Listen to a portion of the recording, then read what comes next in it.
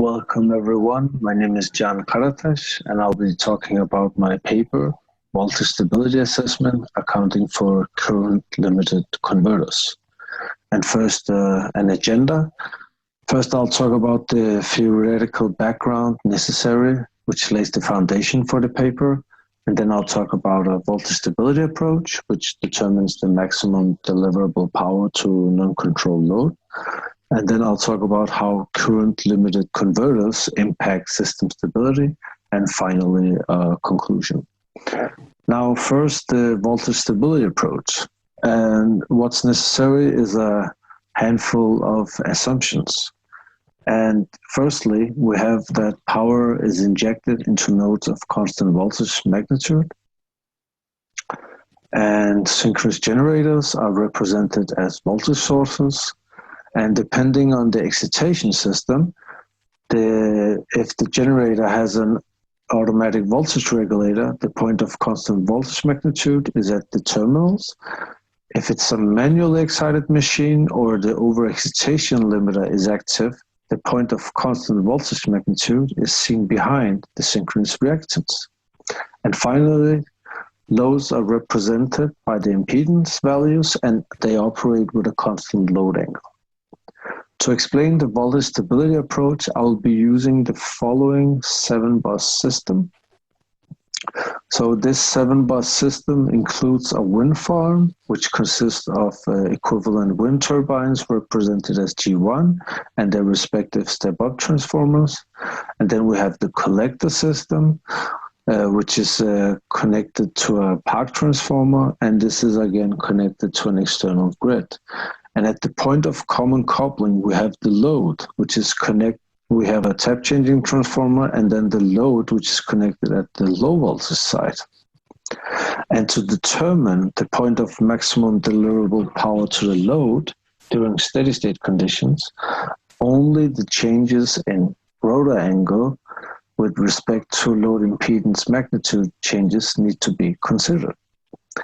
And based on the superposition principle, the Thevenin voltage seen from the non-controlled load can be decomposed by the contribution of each generator in the system.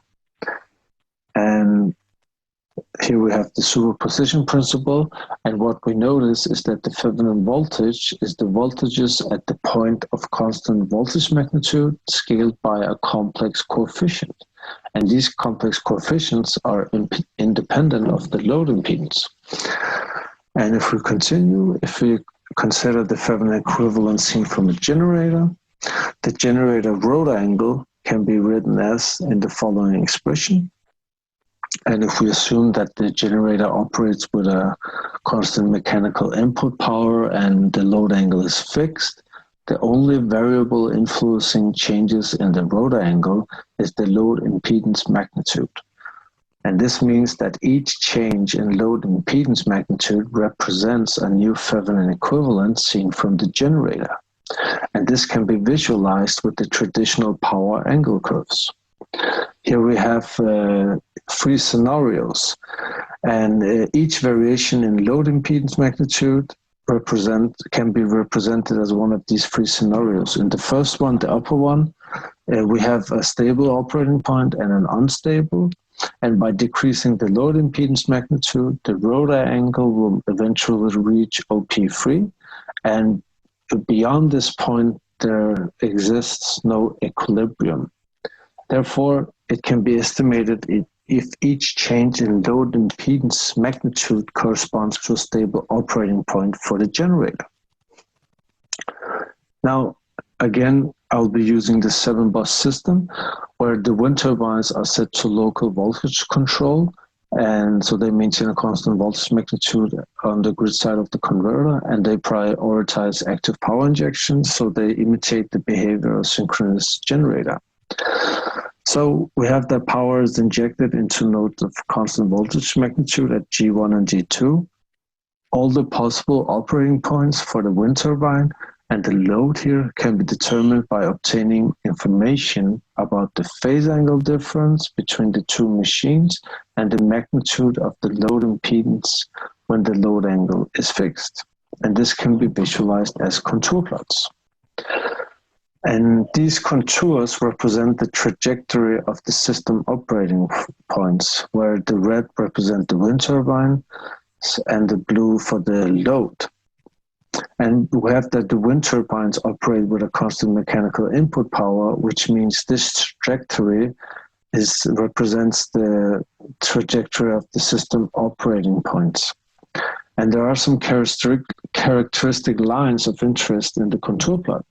This horizontal line here, it represents the Thevenin impedance matching criteria, and it's the maximum deliverable power to the load when the Thevenin voltage magnitude seen from the load remains constant as the magnitude changes. And then we have the dashed line here, which represents the maximum injectable power when the load angle is fixed. And the purple is the actual operating point, and the red point here is the maximum deliverable power to the load based on the voltage stability approach. Now, and this is based on the initial conditions at time 0. And now I'll be talking about the impact current limited converters has on system stability. I'll be focusing on type 4 wind turbines with full-scale converters because they're flexible and controllable, and they contribute with system stability when operating within their limits. But what happens when they reach their limit, and how does it affect system stability? At first, I'll derive expressions for current limited converters. Again, a Thevenin equivalent seen from a current source. The lines of constant current appear as circles in the injection impedance plane. And the equation of a circle of constant magnitude is derived in the following way. And if we continue with center coordinates and radius, and if we continue the Thevenin equivalent seen from a load, an expression for lines of constant power can be derived, which also appear as circles in the injection impedance plane. Now, these expressions can also be used for a voltage control node because a generator can be represented as an injection impedance. And we just saw in the previous slide that the B coordinate and this B coordinate, they both lie on the line of negative reactive Thevenin reactance. And if to visualize the lines of constant current and power in the injection impedance plane, I'll be using the 7-bus system again. Now let's look at some circles in the injection impedance plane. Now we assume that the grid side converter is current limited, which is represented by one of the blue circles here. And there exists a red circle of active power that intersects exactly once, which is highlighted as purple. And each of these red circles represent the maximum injectable or absorbed power for a given constant current magnitude, and they all intersect on the line of negative Thevenin reactance. So this black line actually represents the small signal stability boundary when the converter is current limited, where operation below is stable and operation above is unstable. And compared to synchronous generators with large rotating masses, the crossing of the stability boundary will, for a generator, the loss of synchronism is at a slower pace because of the inertia, stored inertia. And based on the 7-bus system, a dynamic simulation has been made in PCC. To provoke voltage instability, the load power was increased from 38 megawatt to 62 megawatt over a period of 111 seconds. And we can see here at time 111, this is the voltage magnitude at the load, and this is at the wind turbine, and the voltage magnitude, and this is the final one is the current magnitude. And we can see at snapshot 1, at 111 seconds, the converter becomes current limited. Now, if we look at the contours here, the black contour is for the wind turbine, and the purple here are for the load, and the green is the actual operating point, and this, the black line is the small signal stability boundary, and we can see that the dashed line is the Fevner impedance mechanism criteria, and we are close to the stability boundary. Let's see if we continue at 205 seconds, the actual operating point reaches the point of maximum deliverable power to the load. And beyond this point, active load power slowly decreases as the system conditions slowly worsen. And then at time 231, the actual operating point reaches this small signal stability boundary. And so the visualization of operating points and the stability boundaries using contour plots is applicable for a smaller system. And another approach to obtain information about the trajectory towards small signal stability is to use the injection impedance plane. The operating points of the grid side converter can be normalized in such a way that the unit circle represents the origin of the normalized injection impedance plane, which represents the constant current magnitude, and the operating points can be visualized against the unit circle, and the straight horizontal line will represent the small signal stability boundary. And to normalize the grid side converter operating point, the radius of circles of constant current magnitude is used, where each point needs to be shifted against origin and normalized using this lower expressions, and then they'll be mapped into the normalized injection impedance plane, which is useful for visualizing a given operating point to the critical stability boundary. So let's look. So here we have the red circle represents, it's the same case. The red circle represents the condition of constant current magnitude. Then we have the horizontal line, which is the small signal stability boundary. And if we zoom in, so this shows the trajectory towards the unit circle. It's like an n-1 scenario. And after 111 seconds, the converter becomes current limited. So the normalized operating point is now on the unit circle. And beyond this point, the current angle keeps increasing, which causes the operating point to move closer to the small signal stability boundary. And at snapshot 2, it becomes voltage unstable. And at snapshot 3, it actually crosses the stability boundary.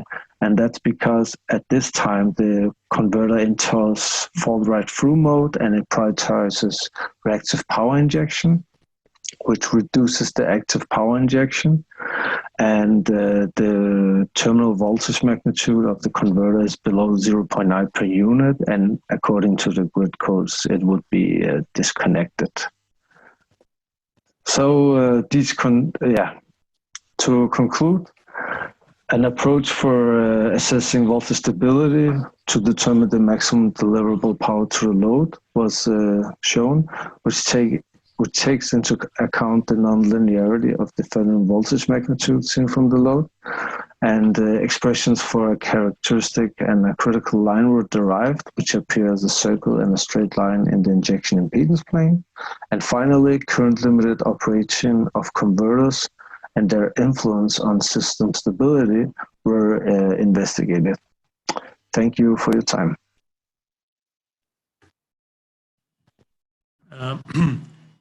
Thank you, Chan, for the presentation, for keeping the time. The attendees can ask questions through Q&A. I don't see any for the moment. Yes, I just see one from Hossein Sekavat. Thanks for the presentation. With the assumption about constant voltage magnitude and load angles, are these assumptions valid? That's, thank you for the question. So we are looking at the steady state conditions, and let me just answer the first question. So we're looking at steady state conditions, and we have generators with an automatic voltage regulator, and that means that the voltage magnitude is kept constant at the generator terminals. So that's we have to have some assumptions to build our method, and that's one of them. And depending if the overexcitation limiter is activated or it's a manually excited machine, then the point of constant voltage magnitude moves behind the synchronous reactance. That's the first assumption. And then we have, because it's actually, this dynamic simulation is used to create synthetic PMU snapshots. So by having a high repetition rate of snapshots, close to 50 Hertz, you can trace how the load impedance, the trajectory of the load impedance, and that's why that's how the load angle is assumed constant. So that's for the first question. Yeah, for the second question, let me just rephrase it a little bit. You said something about small signal stability. Now, to have this small signal stability, you need to have a dynamic, state variable model for your controls. Part of the controls is also to keep the current constant and whatever else you have as dynamic in the system. Can you please clarify this a little bit? Yes, so for the dynamic simulation, I used PCC, and they have,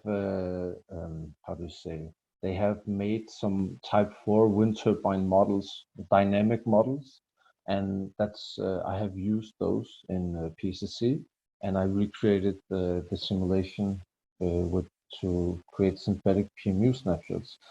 But how to derive the small signal stability boundary?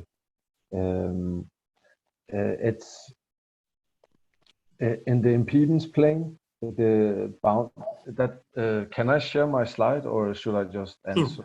Sure. Okay, that's let me just show you why it appears, how to derive it. Let me just share this slide here, and then we have, one second here. Let me share this. So I talked about Thevenin equivalent seen from a current source, and where you have lines of constant current. And what's interesting is the B coordinate. It's at the negative Thevenin reactance for lines of constant current. And if we look at the Thevenin equivalent seen from a load, and we have lines of constant power, the B coordinate is the same. This can also be used for generators, these same equations. So we can see that lines of constant power and lines of constant current, they lie on the same line in the impedance plane.